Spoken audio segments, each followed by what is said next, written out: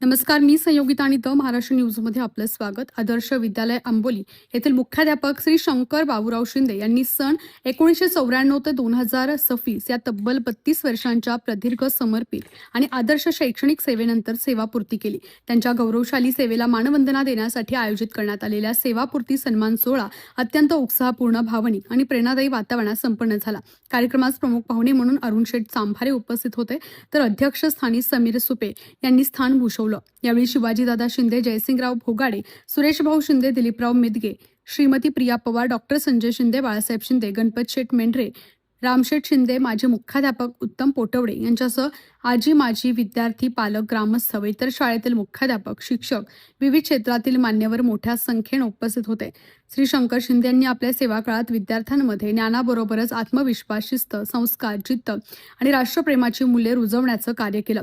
इंग्रजी व क्रीडा विषयाचे अध्यापन करताना विद्यार्थ्यांच्या सार्वजनिक व्यक्तिमत्व विकासावर त्यांनी विशेष भर दिला. त्यांच्या शांत, संयमी, प्रेमळ आणि अभ्यासू स्वभावामुळे ते विद्यार्थी, पालक आणि शिक्षकांमध्ये आदर्श शिक्षक म्हणून ओळखले जात होते. त्यांच्या मार्गदर्शनाखाली विद्यार्थ्यांनी राष्ट्रीय, राज्य व जिल्हास्तरीय क्रीडा स्पर्धांमध्ये उल्लेखनीय यश मिळवलं.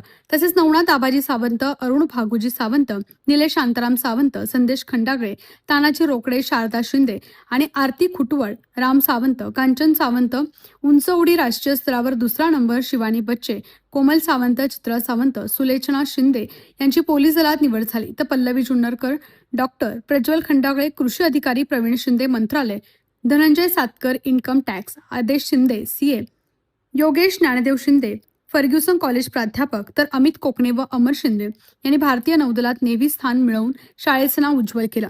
सन्मानपत्रात नमूद केल्याप्रकारे श्री शिंदे यांनी शालेय शिक्षणाबरोबर शैक्षणिक सहली, स्नेहसंमेलने, क्रीडा स्पर्धा, सांस्कृतिक कार्यक्रम, विविध स्पर्धा परीक्षा आणि सामाजिक उपक्रम यामध्ये विद्यार्थ्यांचा सक्रिय सहभाग वाढवला. तसेच शिक्षक, पतसंस्था, माध्यमिक शिक्षक संघटना, विषय संघटना आणि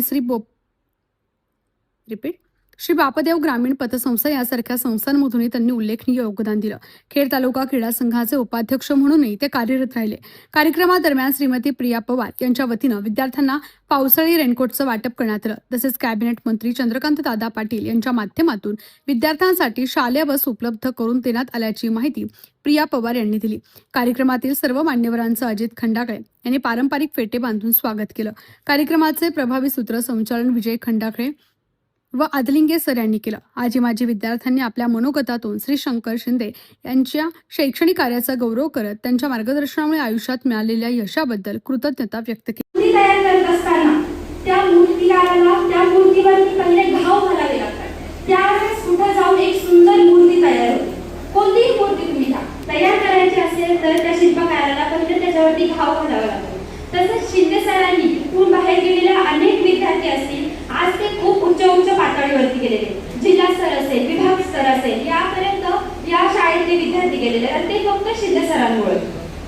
खरं तर या शाळेमध्ये जितकंच पोटवडे सर, घोरपडे मॅडम यांचं योगदान आहे, तितकंच शिंदे सरांचं पण आहे. कारण या शाळेतील प्रत्येक विद्यार्थी घडावा, क्रीडा क्षेत्रामध्ये त्या विद्यार्थ्याला त्या क्रीडा क्षेत्राची जास्त माहिती व्हावी, तो विद्यार्थी उच्च पातळीपर्यंत जावा, यासाठी शिंदे सरांनी खूप कष्ट खाल्लेले आहेत. आणि त्यांनी शिकवलेली शिकवण आम्ही आयुष्यभर लक्षात ठेवू. आणि त्यांच्यामुळेच आज खूप सारे विद्यार्थी पोलीस या पदासाठी निवृत्त झालेले आहेत आणि आम्हाला अभिमान वाटतो की यांच्यासाठी शिक्षक आम्हाला लावले. यावेळी शाल, श्रीफळ, स्मृतिचिन्ह, सन्मानपत्र आणि पुष्पगुच्छ देऊन श्री शंकर बाबूराव शिंदे यांच्या मान्यवरांच्या हस्ते सत्कार करण्यात आला. उपस्थितांनी त्यांच्या निरोगी, आनंदी आणि दीर्घायुष्यासाठी शुभेच्छा व्यक्त केल्या. शिक्षण सेवा हीच समाजसेवा म्हणून 3 दशकांहून अधिक काळ ज्ञानाचा दीप अखंड तेवत ठेवणाऱ्या आदर्श शिक्षकाला ही दिलेली मानवंदना उपस्थितांच्या कायम स्मरणात राहील, अशी भावना यावेळी व्यक्त करण्यात आली.